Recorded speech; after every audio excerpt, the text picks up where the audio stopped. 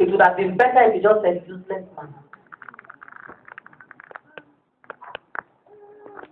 That's where you find name calling, you call them names, negative and non-verbal actions, and mocking. They are all part of the pattern. All part of the pattern. You mock. You know, when your husband will talk, you say, hey, Ebamio. So lizards too can open their mouth. Yeah, you call names. Alangba is talking. You may not even say anything. When he's talking, you just do like this. And that says all that needs to be said. Your face and it. No, like if you meet them, some men are very philanthropic outside. Inside, they are stingy. So when people meet you, they'll say, Madam, God bless you. We thank God for your husband, to kind man, good man, generous man. The man will say, we thank God. Immediately she says that, you know. When you and I see outside, don't be waiting at the scene. Praise the Lord. Good evening, sir. Good to see you. Now, after content enters a marriage, it is difficult to remember your spouse's positive qualities or positive acts. It's difficult. Once you have become contentious, okay, whichever one, you know that. You know, either Jonah swallowed the fish or the fish swallowed Jonah. There was a swallowing. So, whether it's contempt or content, you know what I'm saying. Once it enters a marriage, it is difficult for you to remember that your spouse has any positive qualities. All you will see, everything that will be magnified before your eyes, are the negative qualities. And you begin to point those fingers, accuse. Praise the Lord. And what content gives birth to is defensiveness. Your spouse, the one at the receiving end becomes defensive. Once the other one is opening the mouth, he or she is expecting criticism, so they become defensive. So they don't hear what the spouse is saying. They are quickly in a hurry to defend themselves against the attack. These are the things that build the walls in the marriage. These are the things that build the walls in the marriage. It's a natural protective response intended to diffuse attacks coming from outside. It's a natural response. If somebody is coming with a stick towards your eye, what do? Involuntarily. In fact, if your hand doesn't come up, what happens? Your eyes will blink. It's a natural reaction.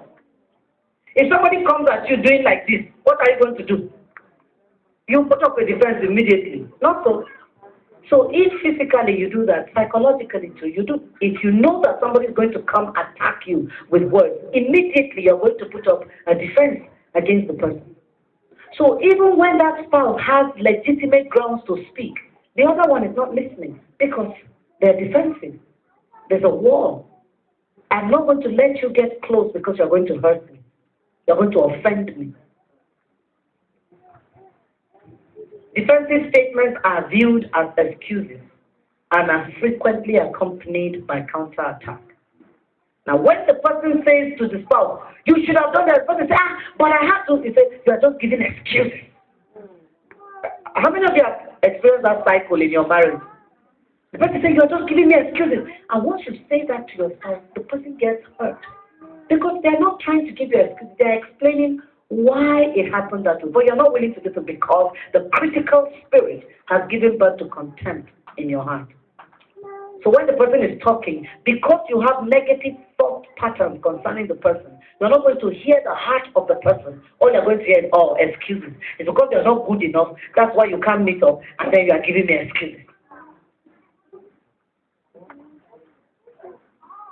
One of the more harmful effects of defensiveness or defensive behavior is its correlation with emotional intimacy. It's not possible for you to be emotionally intimate in your marriage when there is defensiveness. How? Everybody is building walls against each other. You're blocking each other out. How can you be intimate?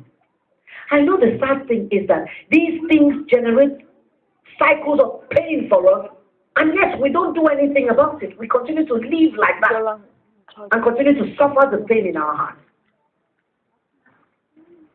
The greater the degree of defensiveness between a couple, the less the amount of emotional intimacy in that relationship, the less.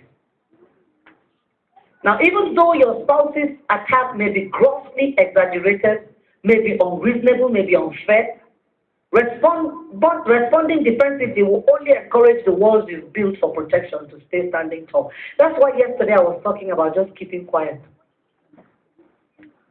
To prevent those defensive behaviors or walls from coming up, you can just decide and just keep quiet.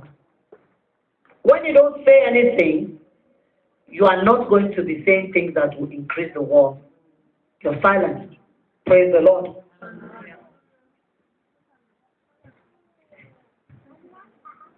The last destructive force which contempt gives birth to is what we call stonewalling. Stonewalling is the last and the worst stage of the four destructive marital forces. Now, at this stage, both spouses will most likely feel that they are talking to a brick wall. Have you experienced that before in your marriage? I have. When you are talking, it's like you're talking to a wall. There's no reaction, no response, no connection. Because you have gone down that road.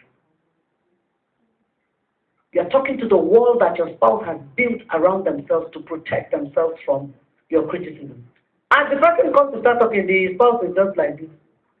Now, this is not the same as keeping quiet so as not to offend. This is the keeping quiet that says, I don't see you, I don't hear you, you don't exist. So the person is talking and you're just looking right through the person. When you finish buzzing, get out of my sight. That's stonewalling. Nothing gets through. Stonewalling usually elicits little or no response. The loudest sound is silence. Do you understand that? The loudest sound you hear when a spouse is stonewalling is silence. And the attitude is silence is the best answer to a fool. And it gives off the message of distance and disapproval. Praise the Lord. Now, this method is used more by husbands than by wives. The silent one retreats. His silent retreat irritates the wife. And he sends her the message that he doesn't love her. Because men tend to avoid conflict in marriage more than wives. And it upsets men more psychologically. So when the stonewalling turns chronic, it usually sounds the death cry for a marriage, even when just one spouse employs the tactic. Praise the Lord. I want you to write down questions because I want to quickly run through what I have next. And then I discover that we answer a lot more issues when people ask specific questions than just talking what the Lord impresses on our hearts. So if you don't want to get up and ask your question, you can write it down and just give it to, who is the usher tonight?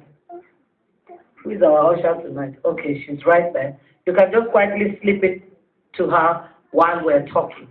Now, like I said yesterday, if you cannot see the screen from where you're sitting, I need you to move to where you can see the screen very well because I need you to connect what we're doing. So those are the four destructive forces in marriage, and I want you to do a self-evaluation if you are in that place, in any